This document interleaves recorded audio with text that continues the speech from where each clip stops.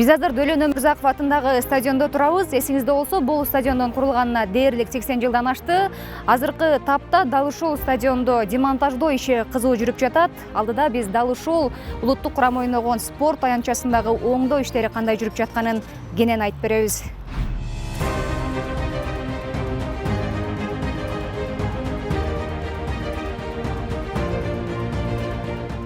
Дөлөн Өмүрзаков атындагы стадион Бишкекте эл аралык мелдештерди кабыл ала турган жалгыз жай. Ал 1939-жылы курулуп башталып, 1941-жылы эксплуатацияга берилген. Ал убакта стадиондун аты Спартак деп аталчу. Эгемендүүлүктү алгандан кийин Дөлөн Өмүрзаков атындагы стадион болуп өзгөрүп, андан бери футбол талаасында улуттук кураманын бир нече оюндар өттү. Бирок стадиондо толугу менен капиталдык ремонт жүргүзүлгөн жок. Акыркы жолу мындан 9 жыл мурун футбол талаасы гана оңдолгон экен. Футбольный полянын өзү 2015-жылы биздин улуттук курама командабыз Австралия менен ойногондон кийин ремонт болгон. 500-600 тоннадай кара топурак чернозем ташылып келип, жаңы газон себилген. Ошондон бери ремонт болду экен. Эми спортчуларга жана күйөрмандарга эл аралык талаптарга жооп берген шартты түзүү максатында стадиондо реконструкция иштери башталып, ушул тапта демонтаждоо иши кызуу жүрүп жаткан кези. Демонтаж иштери башталды. 40 сантиметр кара топурак чернозем деп коет, ошонусун ташып чыгарып кеттик.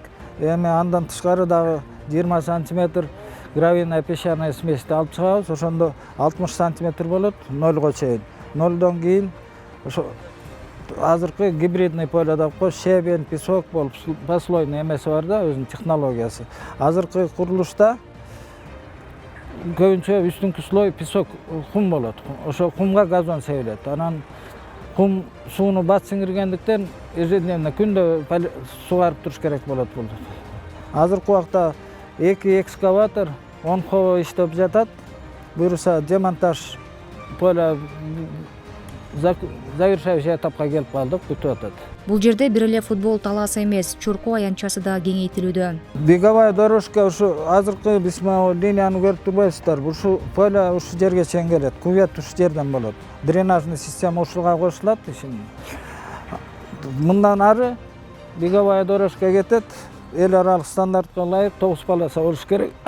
Бул жерден 9 полоса болуп, ар жактан расширяться этебиз бар.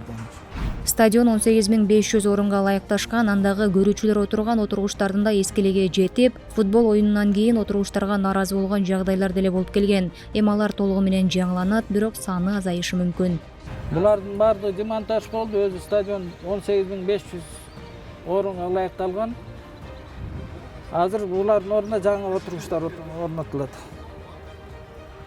Жалпы канча отургуч болот? Мурдагыдан көбүбү же? Жок, азыр биз беговая дорожканы кеңейтип атканыбызга байланыштуу тиги түштүк жакта бир ряд алынат, жана чыгыш жактагы трибунадан 3 ряд алынат. Ал жака узундукка секирүүчү 2 полоса кошулат ошол себептен 3 ряд алынат ал жакта.